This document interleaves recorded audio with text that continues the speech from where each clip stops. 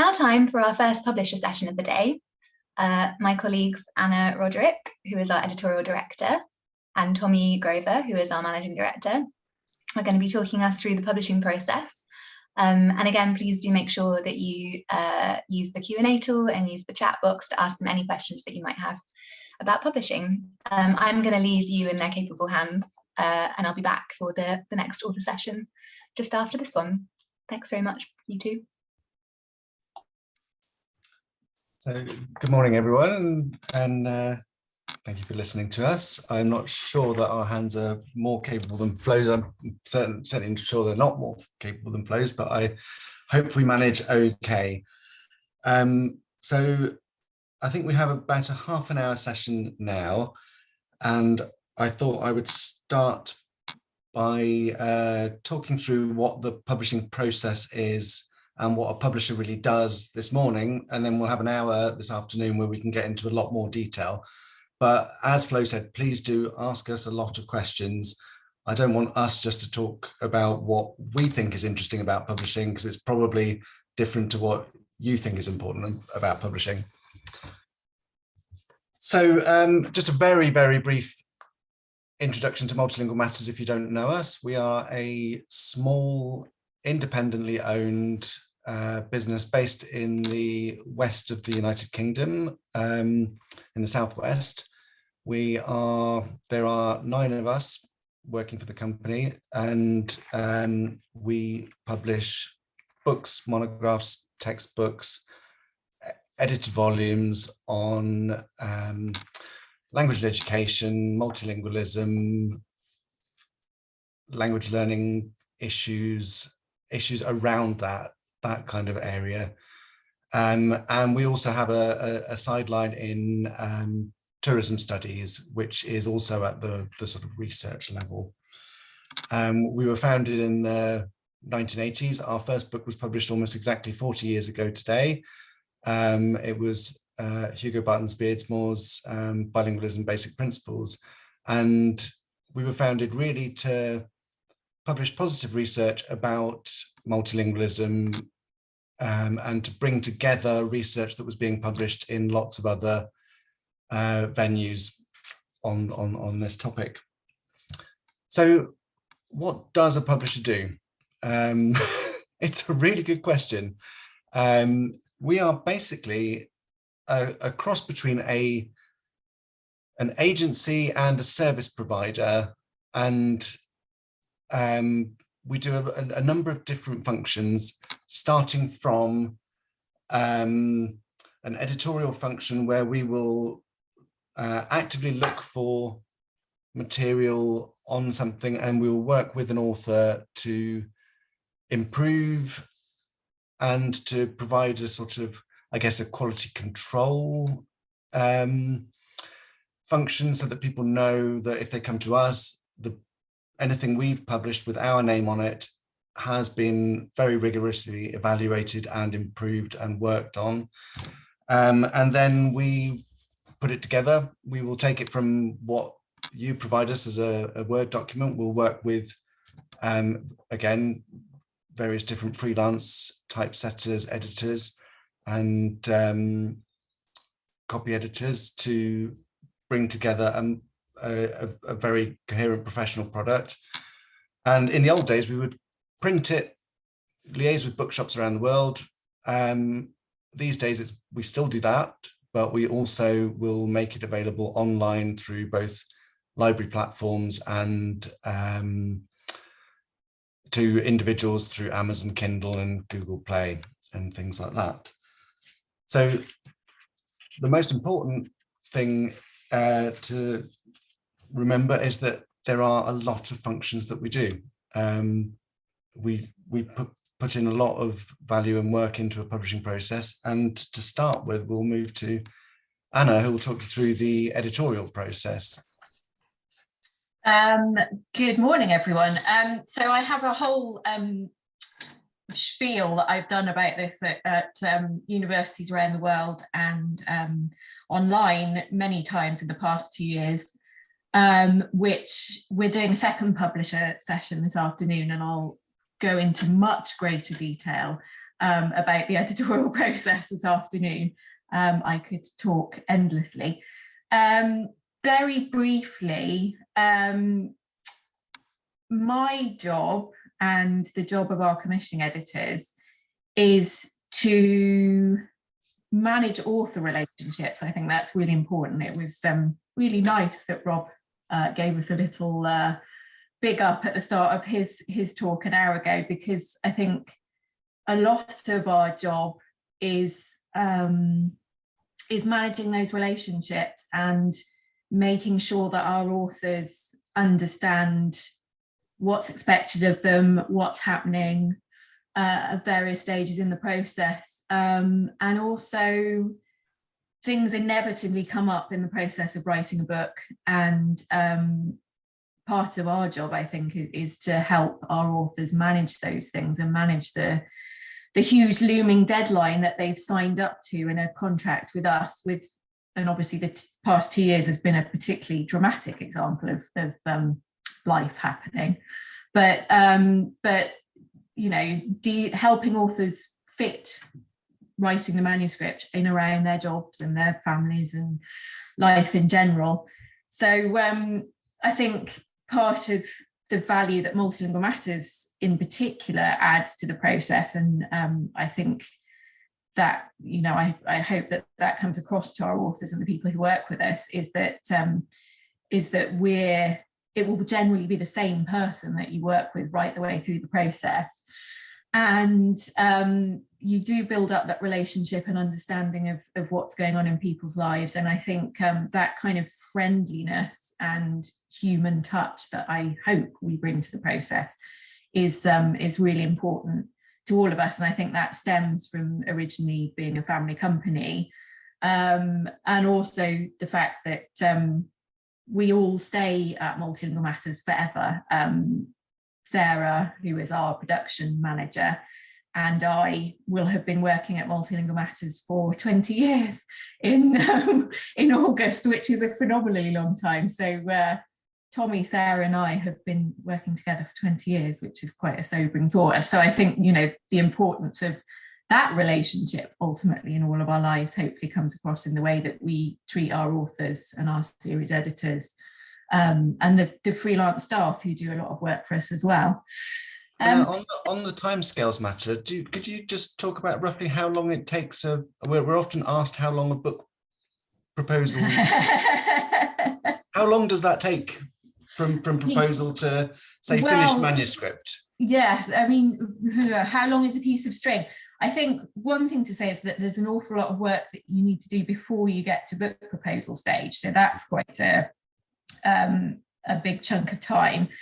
Then I think it depends a lot on where the book is coming from, in terms of whether you're rewriting a PhD or whether you're trying to get an edited collection together. I would say on average, from us giving someone a contract until a final manuscript going into production is probably 2 years, 2.5 years, I would say. But equally, it's not uncommon for it to be more like 4 years. So it's a lengthy process. So again, you will be working with your commissioning editor at Multilingual Matters for a long time. And then the production process takes about 6 months on average. It depends a bit. At 6 or 7 months, I would say, is about our average at the moment. So you're looking at somewhere around 3 years, probably, from contract to getting to hold the book in your hand. And has that changed, would you say, in the last couple of years? Yes. I mean, apart from the fact that I think it is taking everyone longer to write than it used to, and obviously getting edited collections together at the moment is even more difficult and time consuming than it used to be, because it's been hard for people to meet up in person. I think the peer review process has also slowed down. That's a major source of frustration to us at the moment. So I used to say that took 2 to 3 months. I think realistically that's heading towards 4 months at the moment. So that I think, yes, that every stage of the process has slowed down, and I hope that it will start to speed up again as things return more to normal. But who knows, frankly. I mean. So we've had a question, which I think we will go into a lot more detail this afternoon, but would you mind talking now briefly in case the questioner isn't able to come this afternoon? Do you have any experience in recycling/publishing a PhD? If so, how is this different from the process involved in publishing a regular academic piece on language, etc.? Yes, we do. I would say that, oh, I should have looked this up. I'd say probably about 20% of what we publish in a year is books that originate from PhDs. I would say that it's probably not helpful to think of it as recycling. I think one thing I always say to authors who are looking at writing a book based on their PhD thesis is that you more or less need to think about starting again, which is possibly not what you want to hear when you've just spent years of your life writing a thesis. I'll share some this afternoon, but if you want to email me, I've got various things I can send you. But actually the process isn't that different from just writing a standard monograph, because I think you need to let go of a lot of the ideas about writing that you perhaps got from when you were writing your thesis. You need to completely reconsider who it is that you're writing for, and what they want from the book as opposed to the thesis. So yes, we do have a lot of experience of that, and it's something I'll talk about in greater depth this afternoon. But yes, I think probably not recycling, it's probably more a case of starting again. Do you want to talk about the bit that happens after production for me? Yes, I can do, yes. So once the book has been produced and you're holding your lovely printed book, that's not the end of the story at all.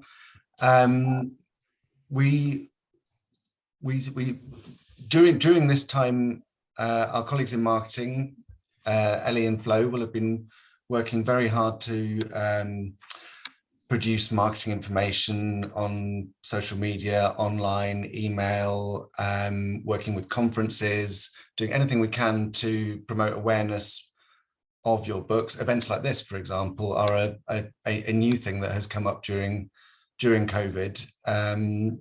And so we try to get the word out there as much as possible to the end user.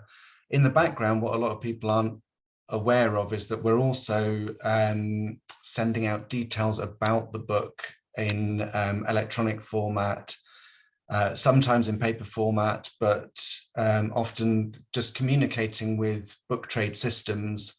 So the ISBN, the price, all of this detailed stuff has to happen in order that bookshops know that the book is available, where to order it from, how much discount they're going to get if they order it, and how the bookshop is going to make their business work. And then we talk with booksellers individually. We have sales reps that we employ to visit areas where we can't travel to quite so regularly. If they're further away from the UK, or even in the UK, we employ a team of sales reps who individually visit bookstores and try and persuade them to order copies of the book. I have to say that in the past 20 years, there has been a massive change from books being available on bookshop shelves. obviously the pandemic and the last 2 years have changed timescales for the kind of editorial and production process, but have they had any impact on the types of books that we sell and how we sell them and where we sell them? A very huge impact. So if we go back to April 2020, we suddenly stopped selling printed books entirely. I don't think we sold a single copy of a printed book in April. And in May and June, we started to sell a few more. It was a very, very scary time for us as a business, as I'm sure it was for everybody on a personal and a health level. Since then, we have seen a very large shift from, particularly from institutional customers who have needed to move towards providing online access to their library contingent, and often online off-site access. So we've seen a huge change from printed book sales through to what I guess you would call multi-user online licenses. So we sell a single license to a library, and then they are allowed to view that book as many times as they like, at the same time. So simultaneous users can read the same copy of the same book. And I would say our business has probably changed from 30% online, 70% print to the other way around. So 70% online now. We should speaking of online things, we should probably cover open access really quickly before we answer any questions that have come in. Do you want to just talk a little bit about open access? Yeah, so very quickly, open access has been a form of publishing that where instead the traditional model, the publisher pays all of the costs of the publication, including all of the editorial costs, all of the print costs. We put in a lot of investment into the product, and then we hope to get our money back and more by selling copies of the book. Open access is a form of publishing where we put in the initial editorial investment, and then we negotiate with the author or with the provider, with the funder, as to a fee that would cover our costs. Once that fee's been paid, the book content is put online, and we might continue to sell printed versions of the book, which we usually do at a reduced price, because the risk has come. There is no financial risk to us. There's also so the printed copy forms our reward, in effect, if that makes sense. I noticed there was a question in what determines the price of a book from Maybrick Woodcock. That's a really, really good question. It is hopefully a cross between how much it costs us to produce and how much the customer is willing to pay. There is I was going to say happy medium there. It's probably an unhappy medium. I'm very aware that our books and all academic books are expensive. This is for a reason. It costs a lot to produce the book, and the number of copies of books sold is constantly reducing as library budgets are under pressure. At the same time, our costs are also going up. So we try our hardest to produce a version for the libraries and a version for individuals, and we try and keep the individual version as low as possible. So even where we produce a library ebook that will be viewed perpetually by many users at the same time, we try and produce a much cheaper version that we would put out on Kindle or Google Play. That's not a perfect answer. I think we're very aware of that. I think it's the case, isn't it, as well? Because I know people have said to me, "Oh, but if you charged £10 for a paperback, more people would buy it. So, but it's unfortunately, I think, the case, isn't it, that not enough more people would buy £10 to. Yeah, so I think if we produced a £20 book and a £10 book, we wouldn't get double the number of purchases of the £10 book than we would of the £20 book. So you really have to look at each product independently, each project independently, and say, where is the happy medium between covering all of our costs and making it as cheap as possible for the customer. Yeah. There is another question saying, can we say a little bit more about initial contact before a fully fledged proposal? Is that normal? Yes, and preferable, I would say, if possible. Because I think there's probably nothing, or there are things worse, but at that stage, nothing worse than spending hours, days preparing a book proposal, to email it to me and for me to reply 5 minutes later saying, oh, no, can you completely redo this? So definitely do get in touch. Obviously, one of the ways of doing that is on face-to-face conferences. Obviously, that hasn't happened for a couple of years. But all commissioning editors who work for us, and to be honest, any other publisher, will be delighted if you email them and want to talk about your sort of initial vague thoughts about books. That's kind of what we're here for. And it saves us time, and it saves you time and effort if you get our input into your ideas as early as possible in the process. And also, it may be that you want to publish with Multilingual Matters, say, because your colleagues published a book with Multilingual Matters and said what a good experience it was. But if you get in touch with me, it may be that actually I think really there's another publisher who would do a better job of that. And I think, again, I quite often recommend that people go to Routledge or John Benjamin's, or if I think they will do a better job and the book is more suitable, and I know they do the same as well. So I think it's definitely to be encouraged if you can manage it.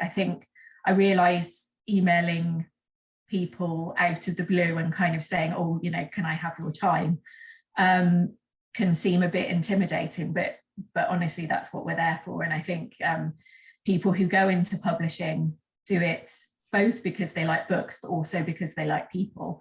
And so I think we'd all be delighted to have an email conversation or set up a Zoom meeting or something like that to discuss any ideas you have. I'm more than happy to do that. I think it's fair to say that if you don't get an answer in 24 hours, it's not because of anything other than that we've got a lot of questions to deal with. Yes, but I don't know if there are any other questions.